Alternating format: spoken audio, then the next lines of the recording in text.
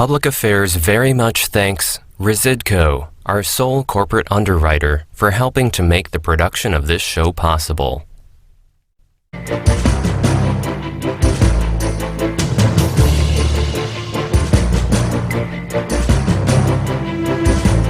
I don't get it. You were a state rep then, right? Yes. Doesn't matter that you sued him. You were a state rep. Yeah. So you didn't feel you could call up the governor and tell him, I'm not going to talk to you about my case? I didn't feel the need to, because he was so usurping, being so draconian, so I'm going to call it tyrannical. You don't think you could have changed his mind on No, any I of this didn't. stuff? It was past that. I began to message to the people, and I'll let the people message to him, and that's what happened. And I think this guy's feeling the heat of that. Who made those decisions to shut down the schools? 100% by the governor. Now, I'm going to say early on, a year ago in March, everyone agreed, hey, let's give this thing 2 weeks to flatten the curve. That turned into 30 days, and after that, people began to know. Today, the governor is making threats against education. He's saying, if you don't do things how I'm going to tell you to do, I'm going to fine you, you're going to get sued. Everyone out there, any store or restaurant that's closed today, they're scared to death of a lawsuit because of the governor's message. Now we operate Full Armor Christian Academy. Cindy's Full Armor Christian Academy in Louisville, and my wife Cindy is the administrator of that, and we house we educate over 180 students, preschool through high school, and we've been doing this for about 6 years now, and it's a very effective. Started off offering a home for homeschool students. So for $3,500 a kid on average. And Yes. when you were on the school board and you were president for 12 years, what was your average cost then per kid? 10 to 12,000. Do you know what it is across the state of Illinois? If you look at all of the students, I think, what do we have, about 2 million students, I believe. What's the average cost I of educating think the them, average is roughly around 14,000. If somebody were raped or there was a matter of incest in the family, would you allow that woman to have an abortion? That's something I guess I'm right now. My answer is no.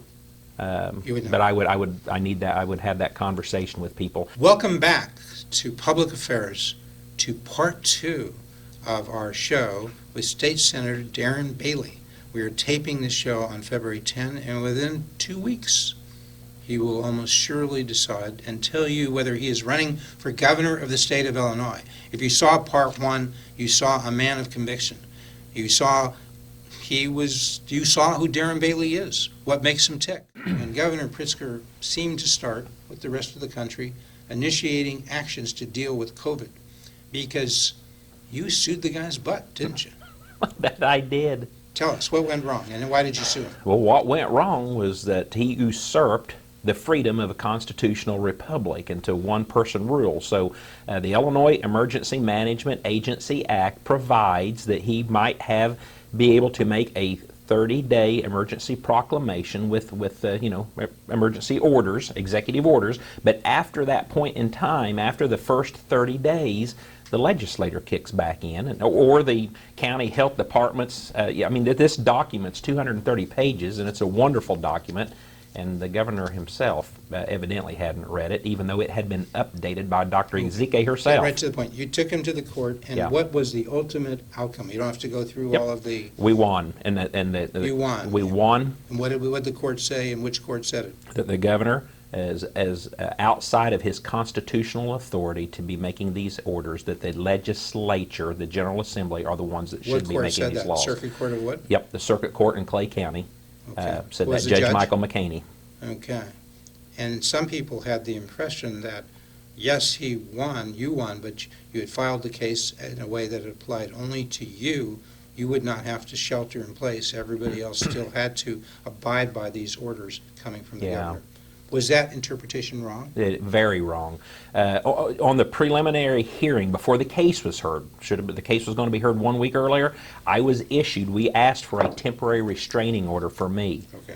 The judge granted For you. it. For me. But that was a preliminary hearing. The holding of that was not circuit the court case. judge in Clay County applied to the whole state. Yes. That order is only binding for the first 30 days. Everything else was outside his jurisdiction. That's what you say. That is correct. But at the end of the day, after this went through various courts and manipulations, and some would say maybe venue shopping by the governor, et cetera, Right. without going through all those details, What was the ultimate ruling, and what is the status of that as we sit here on February 10, Okay. 2021? So the case the case is still there. However, the second appellate court about a month ago ruled that he can go ahead and make all the executive orders he wants. Second appellate court. Yeah. And so that is the binding law. At this point, the Yeah. governor, as the Illinois appellate court has spoken, is doing something that's legal. You differ, but the court is saying it is legal for him to keep rolling 30-day orders, 30-day. Yeah. So he's been doing this now for almost a year. Yes. Acting under emergency jurisdiction. Right. Where he can issue edicts without the General Assembly approving it. Is that right? That is correct. Okay. So somehow some would say he won. Would you say that? No, I could have, no, I don't say that at all, because small business went ahead and opened up across the state. You think People they were did? able to flourish. Oh, I know they did. Based It's- on your ruling, they went ahead? Yes, absolutely. Across the state? Absolutely. In Chicago? Absolutely, yes. Yeah, Right. we were up I here. don't see a lot of restaurants and bars opened up in Well, Chicago. they had to go outside. They're reopening now, but for months and months, Right. there was no indoor dining in Chicago, which I know, and there was no bar stuff next for much of that time. You would Many of agree those to that business- in Chicago, right? Well, I was here a couple months ago when they put the outside tents out. No outside tent. Okay. I'm talking indoor dining. Well, There right, wasn't that. Okay, right, that is correct. And he contends, the Because governor. the mayor got involved as well. Local government, a city municipality Well, there are can other change. areas outside in Cook County that I think were abiding by that Right. order. Some people chose to. Many? Yeah. Okay. Yep. I just want to be clear. Yep. And maybe in other parts of the state abiding. Right. There is a controversy here as to what should be done, and it's apparently between you and others as to what is being done. Right. We don't have all the facts. We're not like CNN. I don't fact check you instantaneously. Right. And say, Darren Bailey, you're wrong. Wow, because I'm Right. somebody. I'm CNN. I mean, what a ridiculous, that's the whole thing. Agree. I don't want to go on Agree. that. But journalism is supposed to be asking questions, getting answers. Occasionally you can point out that you think the person is mistaken. Right. But this thing, come on, man. I mean, seriously, Joe Biden, come on, man. Okay, for you journalists who want to keep doing it, you learned that at Medill, instant fact checking. That is so wrong. Digression, okay. Okay, so the story is, that was one of your major beefs, but he then went ahead in March, and he basically locked down much of the state, shut him down, Right. okay? You tell me, across the state of Illinois, was it the case that most kids were not doing in-person learning, most in public schools, K through 12? Great majority were not, number one. And number two, were most workplaces doing remote, especially upstate, maybe downstate, doing remote working, so people were generally not coming to workplaces to do their work. And that has had a tremendous effect on the economy. Absolutely. Did I get those things right about the schools, the workplaces, and the effect on the Correct. economy? Yes. And And I so- want to make one thing clear. In the March sir. of 2020, Yeah. so when he made his first emergency proclamation on the 8th, I questioned that. I sent out a letter to the editor, an op-ed across the state. But not knowing what was coming, I encouraged churches, schools, small businesses, 2 weeks to flatten the curve. Remember that? Right, right. I encouraged them to hey, let's stop here, put a pause on things. Give 2 it- weeks turned give into it. 30 days. Did the same thing. So at that point, After that. what did you say? What did you say in March or April? Did you say, hey, forget the law for a second, did you tell people you thought it was a bad idea to shut down businesses, shut down public schools?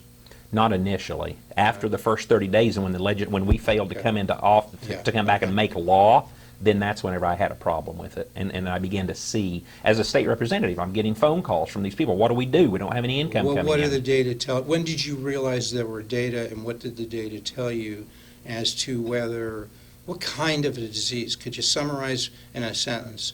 Who describe the people who are most impacted by COVID in terms of getting possibly very sick and dying? That's where How do we you describe failed. those people? The elderly. The elderly. elderly, and mainly the ones who are confined in nursing homes and long-term care facilities. And They're what the else ones that about have, them? Elderly, confined, and what else? Do they have pre-existing conditions on them? Yes, yeah. And all this time, whenever deaths have occurred, anybody who has passed away and has had COVID, they get listed as a COVID death, period.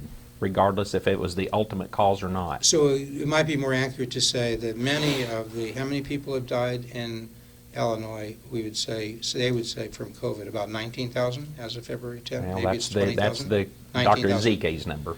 19,000. You might say 19,000 people have died with COVID as Correct. opposed to Thank because you. of COVID. That's what I've said. You would Yes. say that, Yes. okay? Yes. And what would you say, tell us, if you could be specific on the percentages, where are most, of those people who've died purportedly due to COVID, what category Yeah. of age group are these people are? So we know mostly? that age group between 20 and 50 have a 99.98% chance of recovery, and we know that people above Survival. that age, They're going to survival rate, survive. yes. 99.98%. 20 And to 50. 95% above that. Okay. So you take those numbers of those 19,000 deaths, and let's assume they were all from COVID, but let's Or- look at the damage. It might be, I could be wrong, we'll check, we'll fact check both of us, but we'll, it might be that it's above 70, you get 95%. It goes down rapidly. And Right. The It's survival actually rate goes 60. down. Okay, 60 was the 95, yeah. survival goes down significantly, but still, it's not like it's an instant death. Right. It's not pleasant, but 90 to 95% is different from saying you're going to die, okay?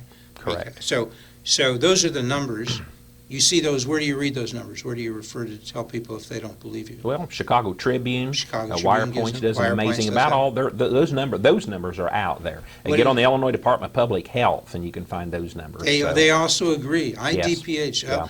Dr. Ezekiel, Yeah. working with Governor Pritzker, agrees with what you're saying. Right. Most of these numbers, maybe all of them that you've just put out. Right. 95% Wire Points would say of the people who die are over 60. Right. Right? Right. You're saying Wire Point says that. You're saying Dr. Ezekiel says that. Governor Pritzker says that. Yeah.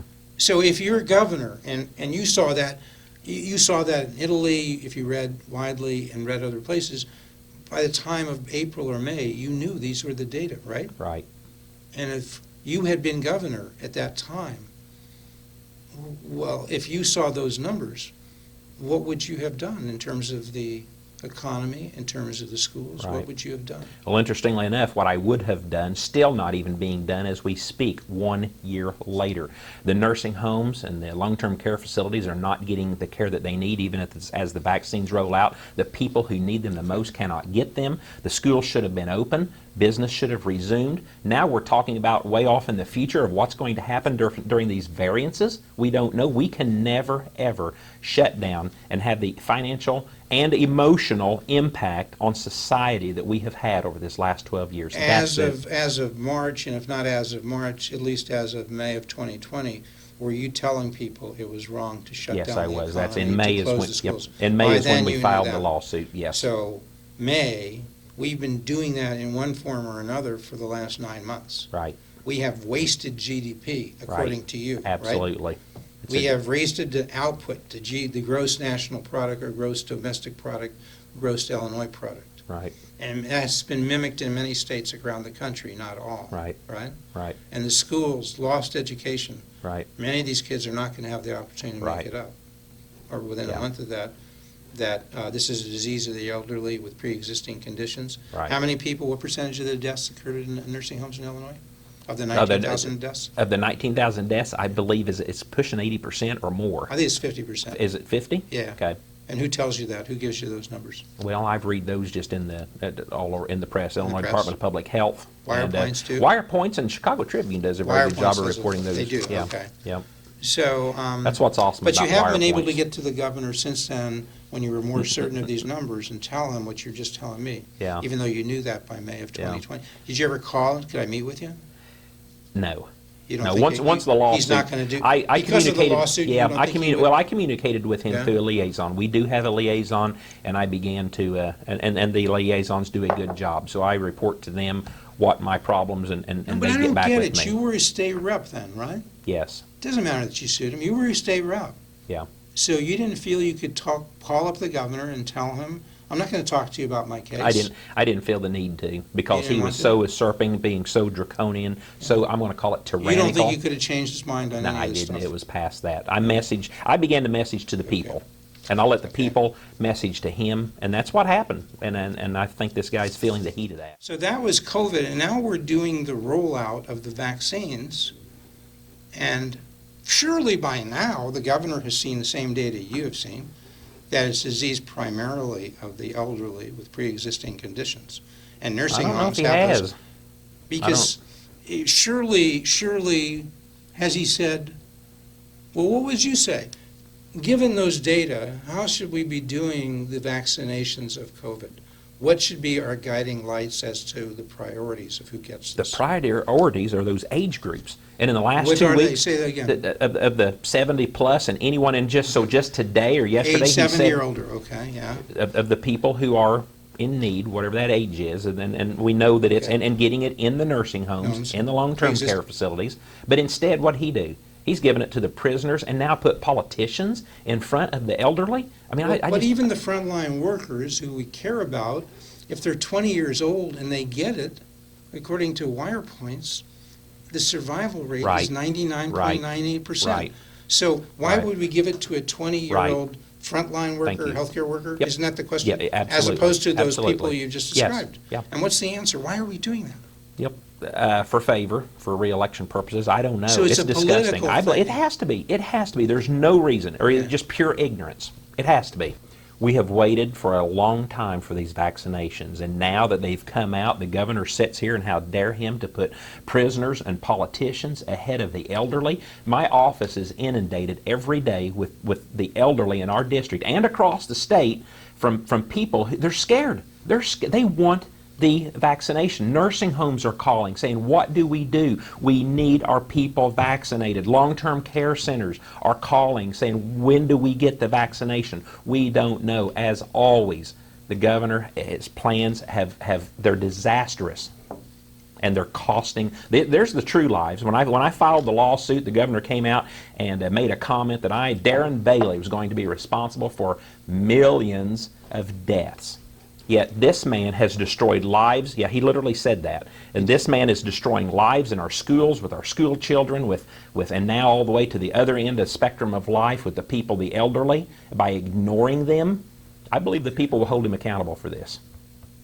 So where are his priorities that he set with Illinois Department of Public Health?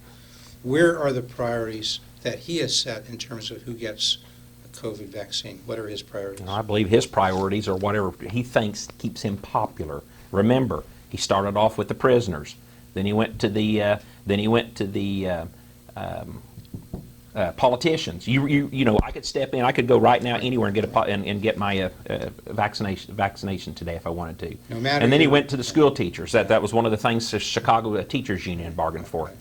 Ahead of the, I just can't fathom what the poor people are thinking of, that said in my district that show up at several hundred people, or if they're outside events, a 2-mile line of cars, and only of maybe 300 cars, and only the first 70 get vaccinated, and everyone else are turned away after they line up at like 4:30 in the morning to start off at 8 o'clock. Okay. It's terrible, and this is all across the state. Is he following the data?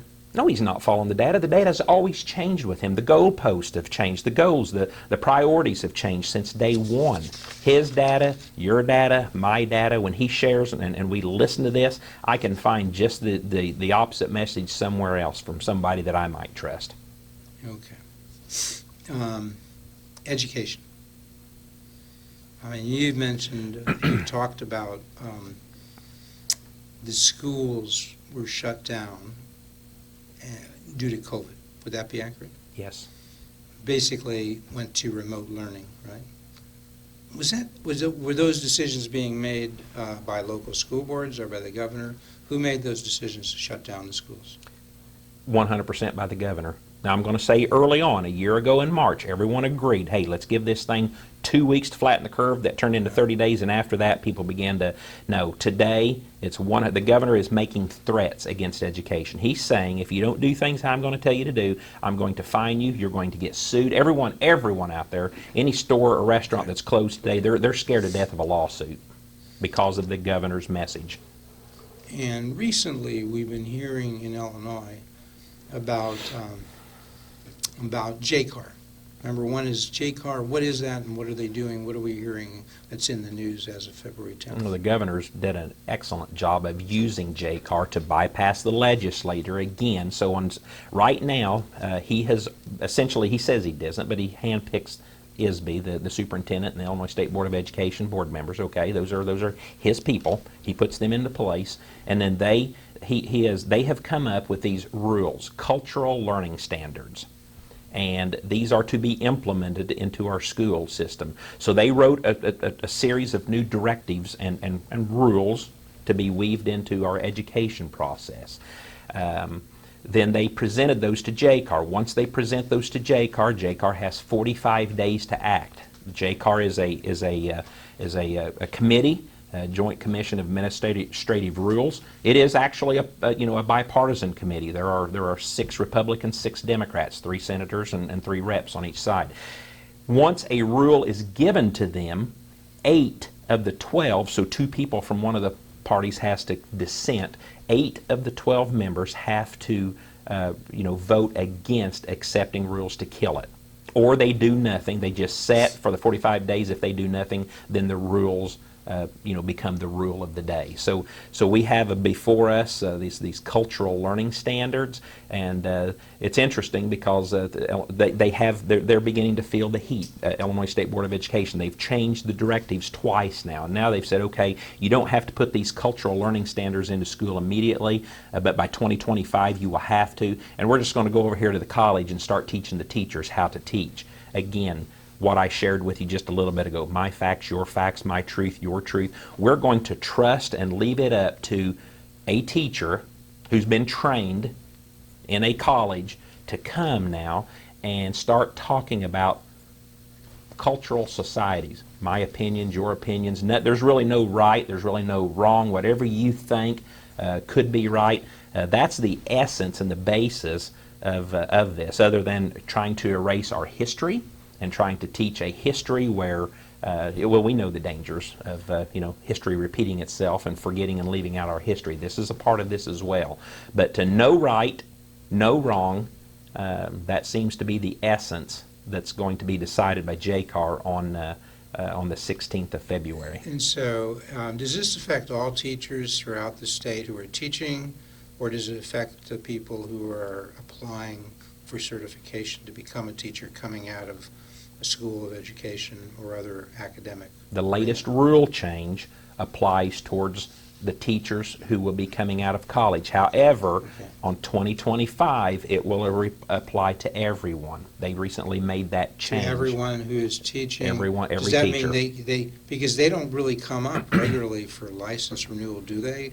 So how would that apply to the teachers? How would they affect people who've been teaching, say, for 5 years? Well, these are the governors. They will lose their licensure They would if they actually don't comply. revoke it if they don't comply. Or school systems could be, Okay. the financial cost. A financial cost could come from the governor's office. Give me something concrete as to what your understanding is as to these proposed standards. How would they affect if I were a teacher? What would they be telling me I have to do to either get certified or keep certified? Well, give me something concrete. just about anything's on the table, really. Deciding whether you're a boy or a girl, for instance. The whole class, no one can say definitively that something's right or wrong. The teacher has to, culturally, have to understand that whatever anyone here might think could be right. Okay. What about charter schools? Do they do anything? Now, charter schools, I think, are amazing, and they're under threat because charter schools here in Chicago, Peoria, and the Metro East area, they work. People are pulling their children out of public school for a reason. Competition is always good. Competition is good in business. Competition is good in education. We should be able to learn from each other. Public education ought to be able to look over here and say, we need to do it more like that. But no, they're threatened by it, and they'd rather stifle it out. That's what I see. Who wants to stifle it out? You said they. Well, the teachers' unions. Teachers' unions. Yeah, they're the ones that fight against this. Any Illinois Education Association and Chicago's teachers' union. Want any because I see that. I sit on the committees in Springfield. Okay. They're the ones that come in and say we need to get rid of these charter schools and put limitations on private schooling. And school vouchers I hear about, what are your thoughts on school vouchers? Competition What is always what's a good. school voucher? What does that School mean? voucher is where the money follows the student. So period. Okay. Right now, especially in our part of the world, local taxes make up about 40%. You know, when you pay property taxes kind of are one of the main funders of education. So when you pay property taxes in my part of the world, the school gets about 40%, but then they have to rely on state and federal money to make up the additional 60% because we have no economy. We don't have the big business that you have up here. So. But, so if you had a school voucher, when you said the money follows the student, Mm-hmm. if you said across the state we're spending about $14,000 per kid per year, that would include money coming, well, where does that $14,000 come from in terms of what government?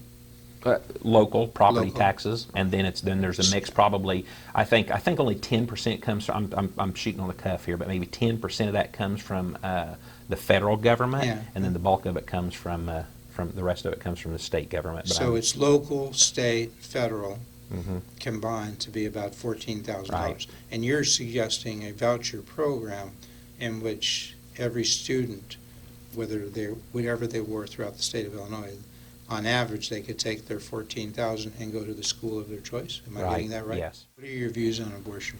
Well, my views on abortion is, Second Chronicles 7:14 says, I believe what God's Word says, that when we dishonor, His creation, He's not going to bless us. Life begins in the womb, and it needs to be protected. But now, our tax money goes towards funding abortions. Church, social groups, they need to be stepping up, stepping out, and helping people that may be thinking and wanting to have an abortion.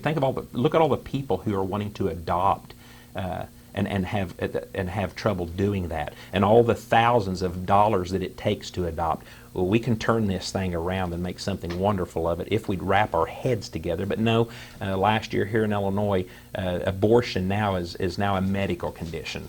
Having a baby grow inside you is treated now the same as having a tumor inside you. If you want it removed, you get it removed. That's wrong. So would you ban all abortions if you had your way, or would you make exceptions? Well, again, I don't know. We need to sit around at the table. I value life. Life starts in the womb. So an abortion, just make sure we understand that, because that was not made clear a year ago when when this abortion bill came through. An abortion is a perfectly healthy baby inside of someone, and when they decide they don't want it. Now, tubal pregnancies, DNCs, there's lots of reasons that take place that the baby doesn't make it, that theoretically is aborted, Okay. but never aborted on purpose because Simply, would you allow an exception for rape or incest? Would you, if somebody were raped or there was a matter of incest in the family, would you allow that woman to have an abortion? that's something I guess I'm right now, my answer is no. You would know. But I would have that conversation with people, because it's kind of like the iceberg and the chipping away at a problem. If we can save one life, it's taxpayer-funded abortion, that needs to go, and there's no reason that we the people need to be paying for abortions. I go over to the What if the life of the mother were at stake? the Would life you- of the mother then always comes first. you would- Absolutely, then that's an that is exception. not right. That's an Yeah, exception yeah, you the would allow. mother's life Okay. comes first. Absolutely. Okay. And I don't consider that to be an abortion. That is a medical problem.